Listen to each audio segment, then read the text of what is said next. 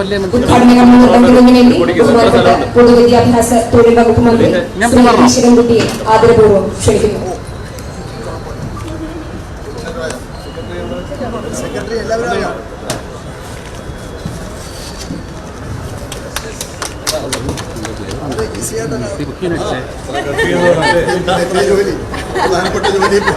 Welcome to the 29th edition of the International Film Festival of Kerala.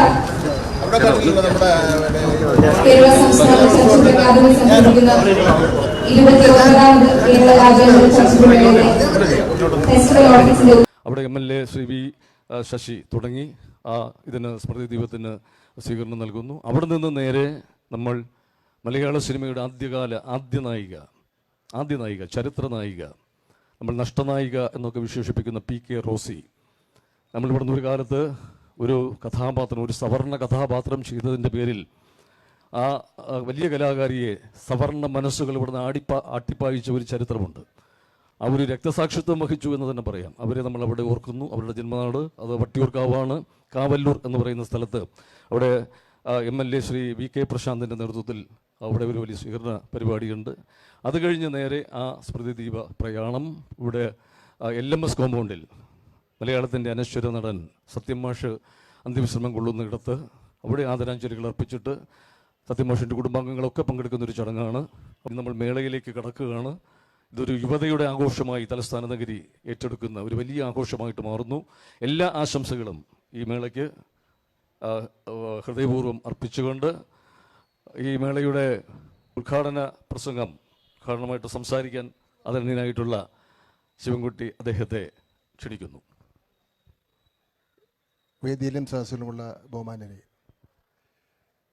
മേളയുടെ ചലച്ചിത്രമേളയുടെ സംഘാടക സമിതി സ്വാഗത സംഘ ഓഫീസ് നിങ്ങളുടെ എല്ലാവരുടെയും അനുവാദത്തോടു കൂടി ഞാൻ ഉദ്ഘാടനം ചെയ്തതായി പ്രഖ്യാപിക്കുകയാണ്.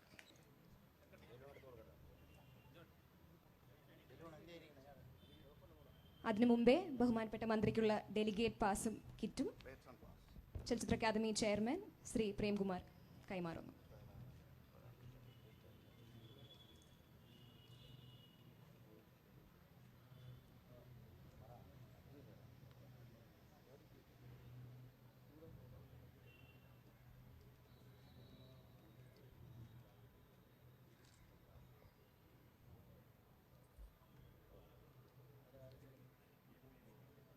ബഹുമാനപ്പെട്ട സാംസ്കാരിക വകുപ്പ് ഡയറക്ടർ ഡോക്ടർ ദിവ്യ S. അയ്യറിനുള്ള ഡെലിഗേറ്റ് കിറ്റ് ശ്രീ പ്രേംകുമാർ കൈമാറുന്നു.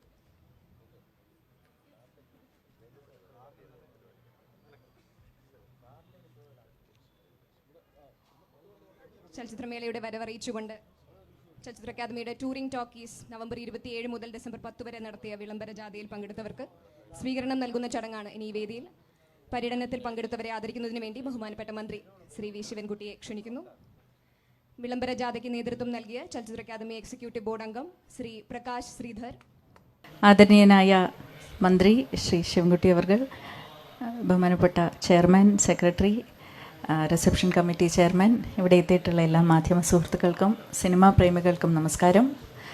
IFFKയുടെ 29ാമത് അധ്യായം ഇവിടെ തുടക്കം കുറിക്കുകയാണ് നമ്മൾ.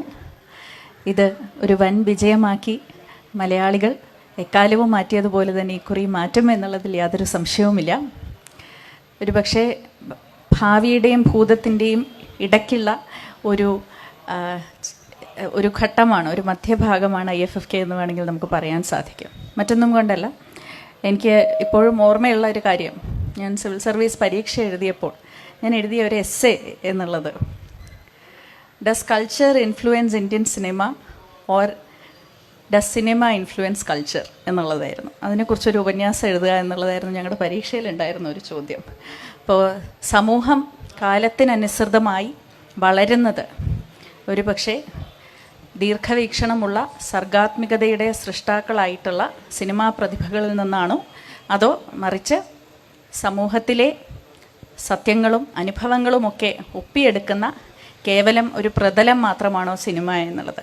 ഈ ചോദ്യത്തിന് ഓരോ വർഷവും IFFK ഉത്തരം കണ്ടെത്തിക്കൊണ്ടേയിരിക്കുകയാണ് എന്നാണ് ഞാൻ മനസ്സിലാക്കുന്നത്. ഇക്കുറിയും അനവധി ചോദ്യങ്ങളും ഉത്തരങ്ങളുമൊക്കെ മനുഷ്യരുടെ ചിന്താധാരയിൽ IFFK മൂലം ഉണ്ടാകട്ടെ എന്ന് ആശംസിച്ചുകൊണ്ട് പിന്നിൽ പ്രവർത്തിക്കുന്ന എല്ലാവർക്കും സാംസ്കാരിക വകുപ്പിൻ്റെ എല്ലാ പിന്തുണയും ഈ ഒരു ചടങ്ങിൽ വെച്ച് പ്രഖ്യാപിച്ചുകൊണ്ട് ഏവർക്കും നന്ദി.